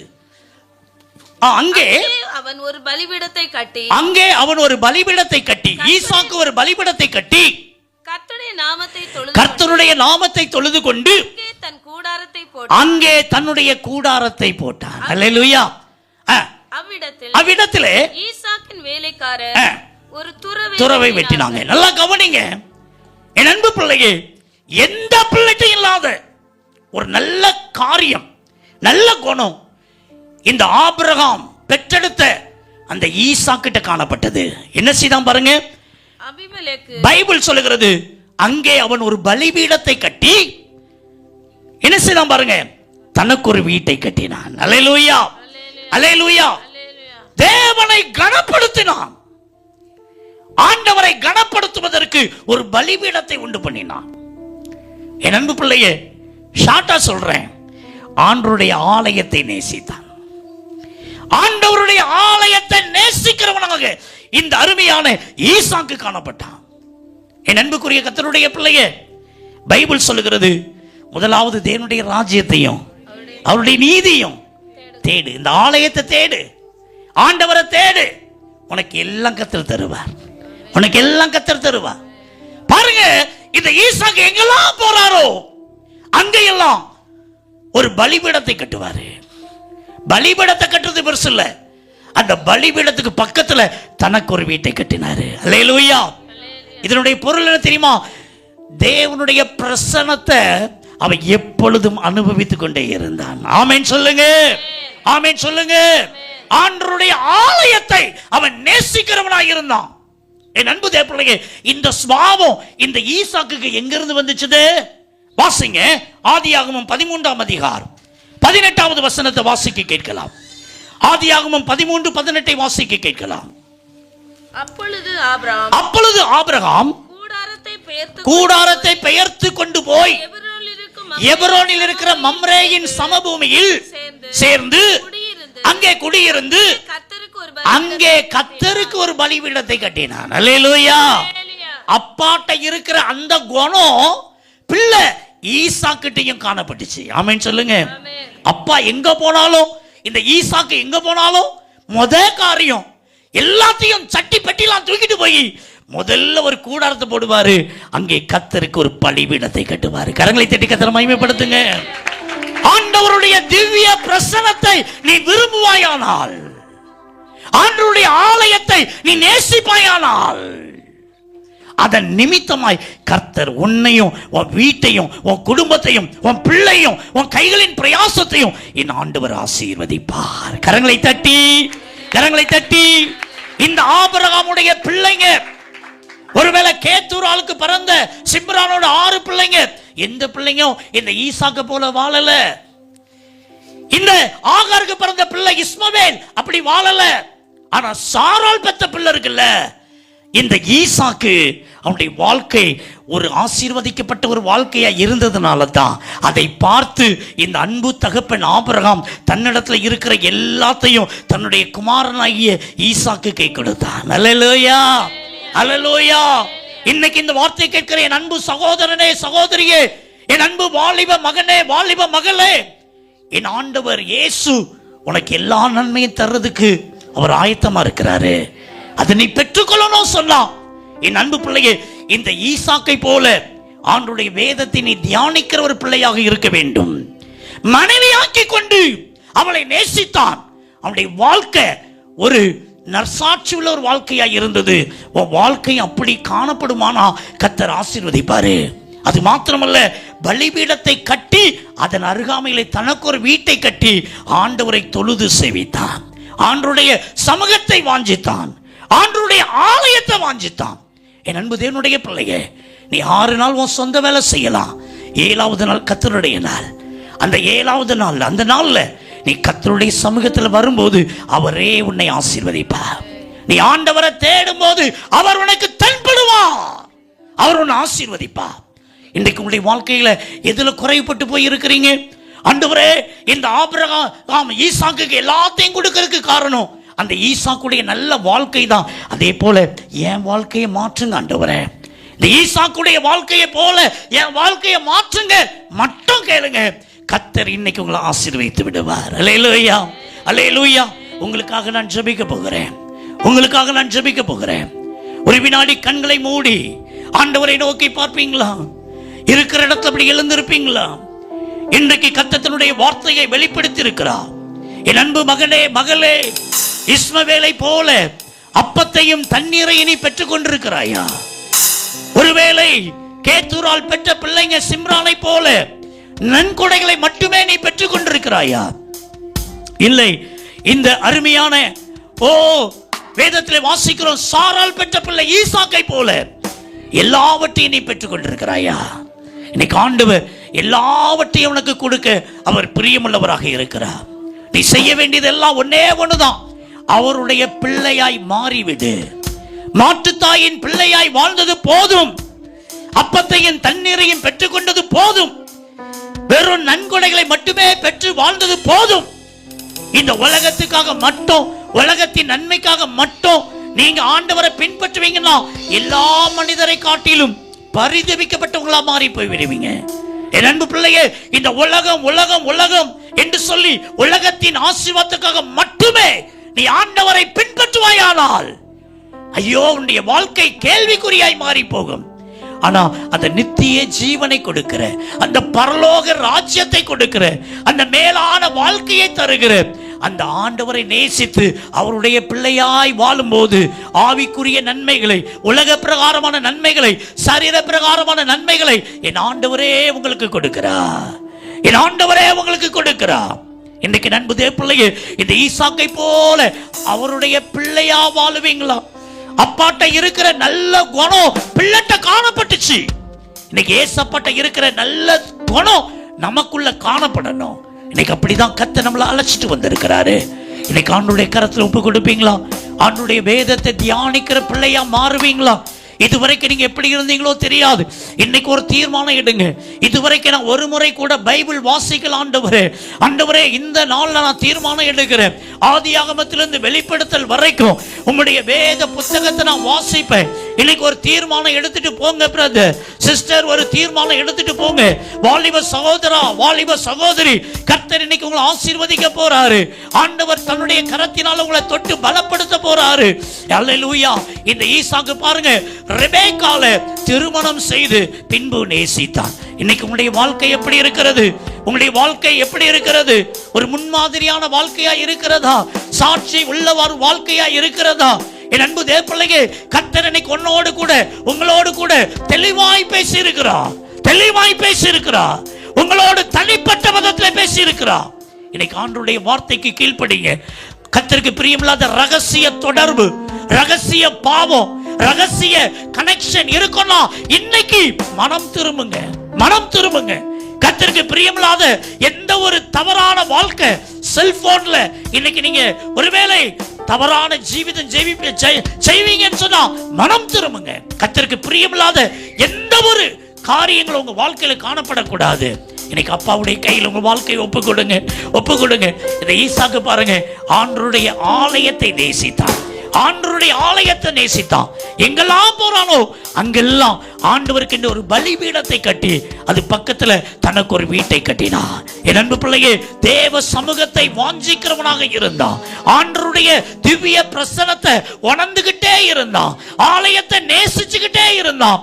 என் அன்பு பிள்ளைய, ஆண்டவரை தேடுற பிள்ளைங்களை அவர் ஒரு நாளும் கைவிட மாட்டாரு, ஒரு நாளும் கைவிட மாட்டாரு. இன்னைக்கு ஆண்டவர் என்ன காரியத்தை கொண்டு பேசினாரோ அந்த வார்த்தைக்கு கீழ்ப்படிய ஒப்பு கொடுங்க. உங்களுக்காக நான் ஜெபிக்க போறேன், உங்களுக்காக நான் ஜெபிக்க போறேன். ஆண்டவரே, ஓ ஈசாக்கை ஆசீர்வதித்தது போல, இந்த ஈசாக்குக்கு எல்லாம் கிடைச்சது போல எனக்கும் எல்லாம் கிடைக்கணும்னு நீங்க ஜெபிக்க வேண்டாம். ஆண்டவரே, இந்த ஈசாக்கிட்ட இருந்த நல்ல குணத்தை எனக்கு தாங்க. இன்னைக்கு நீங்க அப்படி கேளுங்க. உங்களுடைய வேதத்தை தியானிக்கிற ஒரு மனிதனாக, ஆண்டவரே, தன்னுடைய மனைவியை திருமணம் செய்து பின்பு நேசிக்கிறவனாக, சாட்சி உள்ள ஒரு வாழ்க்கை, ஆலயத்தை நேசிக்கிறவனாக, ஆண்டவரே அந்த குணத்தை எனக்கு தாங்கன்னு சொல்லி கேளுங்க. நன்றி ஆண்டவரே, நன்றி ஆண்டவரே, இந்த நல்ல வேலைக்காய் உமக்கு நன்றி செலுத்துகிறேன். நீ சொல்ல சொன்ன வார்த்தையை நான் சொல்லி இருக்கிறேன் அப்பா. தகப்பனே, இந்த 2வது நாள் கூட்டத்திலையும் உம்முடைய வார்த்தைகளை கேட்டிருக்கிறேன். என் அன்பு பிள்ளைகளை ஆசீர்வதிப்பீராக.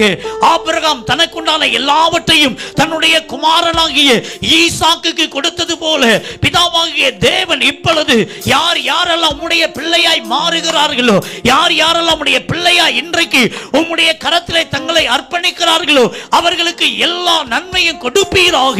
ஆண்டவரே, நாங்கள் தியானித்தது போல அந்த ஈசாக்குடைய வாழ்க்கையிலே காணப்பட்ட நல்ல வாழ்க்கையை ஆண்டவரே நாங்களும் பின்பற்ற தேவன் கிருபை கொடுப்பீராக. இந்த சத்திய வார்த்தைக்கு கீழ்ப்படிய யார் யார் தங்களை அர்ப்பணிக்கிறார்களோ அவர்கள் மீது தேவாதி தேவனுடைய வல்லமை இறங்கட்டும் என்று நான் ஜெபிக்கிறேன். இந்த இடத்தில் அபிஷேகம் பெறாத பிள்ளைங்க இயேசுவின் நாமத்தில் அபிஷேகம் வருவார்களாக. இயேசுவின் நாமத்தில் இந்த ஆவிக்குரிய சபையில கர்த்தாவே ஸ்தோத்திரம். கர்த்தாவே, உம்முடைய பிள்ளைகள் ஒருவேளை பாவத்துக்கு ஆண்டவரே அடிமைப்பட்டிருப்பாங்க சொன்னா அந்த பாவத்தில் இருந்து ஒரு விடுதலை இயேசுவின் நாமத்தில் இப்பொழுது உண்டாவதாக. என்னென்ன பாவ அடிமைத்தனத்தில் சிக்குண்டு கிடக்கிறாங்களோ அந்தந்த பாவ காரியத்தில் இருந்து ஒரு விடுதலை இப்பொழுது இறங்கி வரட்டும் என்று நான் ஜெபிக்கிறேன். உம்முடைய வல்லமை பிள்ளைகளை தொடுவதாக. எல்லா கரங்களை தட்டி கர்த்தரை மகிமைப்படுத்துவோமா? கரங்களை தட்டி கர்த்தரை மகிமைப்படுத்துவோமா? ஆண்டவர் என்ன ஒரு வார்த்தையை கொண்டு இன்னைக்கு உங்களோடு பேசினாரோ அந்த வார்த்தைக்கு கீழ்ப்படி அர்ப்பணிங்க, அர்ப்பணிங்க. இப்பொழுதே தேவ கரங்களை தொடுகிறது. ஒரு அபிஷேகம், ஒரு வல்லமை உன்னை நிரப்புகிறது. பரிசுத்த ஆவியின் விடுதலை இப்பொழுது இறங்கி வருகிறது. Thank you, thank you, thank you. கர்த்தருடைய வார்த்தைக்கு கீழ்ப்படுகிற பிள்ளைகளை கர்த்தர் உயர்த்துவார், உயர்த்துவார். நீ எந்த இடத்துல நீ விழுந்தாயோ அதே இடத்துல கர்த்தர் உன்னை உயர்த்துவார், உன் தலையை உயர்த்துவார். ஹalleluya, ஹalleluya. கர்த்தருடைய வல்லமை இறங்குகிறது, இறங்குகிறது. கரங்களை தட்டி பெற்றுக்கொள்ளுங்க. பெற்றுக்கொள்றீங்க, பெற்றுக்கொள்றீங்க. ஒரு விடுதலை, ஒரு விடுதலை. இன்று உங்களுடைய வாழ்க்கையில் ஒரு மனம் திரும்புதல் தேவை, தேவை. இன்னைக்கு ஆண்டவருடைய கையில ஒப்புக்கொடு. இனி இந்த பாவத்தை செய்ய மாட்டேன், இனி இந்த தவறான வாழ்க்கை வாழ மாட்டேன், எங்க அப்பா அம்மாவுக்கு துரோகம் பண்ண மாட்டேன், எங்க போதகருக்கு துரோகம் பண்ண மாட்டேன், நான் படிக்கிற இடத்துல வேலை பார்க்கிற இடத்துல என் பரிசுத்தத்தை காத்துக்கிடுவேன். கரங்களை தட்டி கர்த்தருடைய கரங்களை தொழுகிறது மகள. ரிசீவ். ஹalleluya ஹalleluya ஹalleluya. கர்த்தர் நம்மோடு கூட பேசி இருக்கிறார், கர்த்தர் நம்மோடு கூட பேசி இருக்கிறார். நன்றி ஆவியானவரே, இந்த வார்த்தையை கொண்டு கர்த்தர் தொடர்ந்து பேசுங்க கர்த்தாவே. இந்த இடத்துல இருக்கிற பிள்ளைங்க ஒவ்வொருவரையும் ரட்சிங்க கர்த்தாவே. ஆண்டவரே ஸ்தோத்திரம். ஆபிரகாம் தனக்குண்டான எல்லாவற்றையும் ஈசாக்குக்கு கொடுத்தது போல ஆண்டவரே இன்றைக்கு உம்முடைய பிள்ளையாய் மாற யார் யார் தங்களை அர்ப்பணித்தார்களோ அவர்கள் மீது உம்முடைய கரம் இப்பொழுதே அமர்வதாக, ஆசீர்வதிப்பதாக, ஆசீர்வதிப்பதாக. இயேசுவின் நாமத்தில் ஜெபிக்கிறோம் நல்ல பிதாவே.